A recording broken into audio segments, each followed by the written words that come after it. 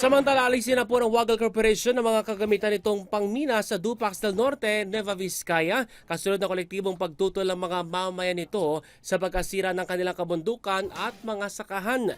Gayunpaman, pa rin po ng opisyal at residente nitong hindi kailanman sumunod sa tamang proseso ang naturang mining company.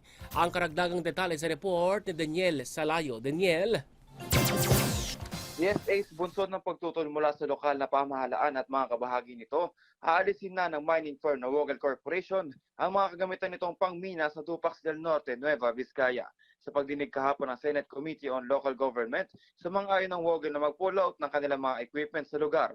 Ngunit matatagalan pa umunong ma-rehabilitate ang parte nito kung saan nagsagawa ng operasyon sa loob ng isang buwan. Pinipilitan ni Wagal President Tommy Alfonso sumunod naman ang kumpanya sa batas, ngunit inamin itong hindi nila kinonsulta ang mga mamamayan ng Dupax del Norte.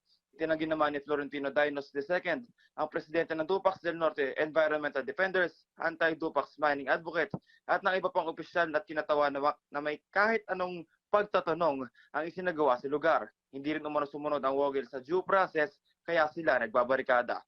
Paalisin man ang Wagal sa lugar, nasa Geosciences Bureau o MGB na umano ang desisyon kung permanente na bang kakansilahin ang mining permit nito, ayon kay Committee Chair Senator Jinggoy Estrada.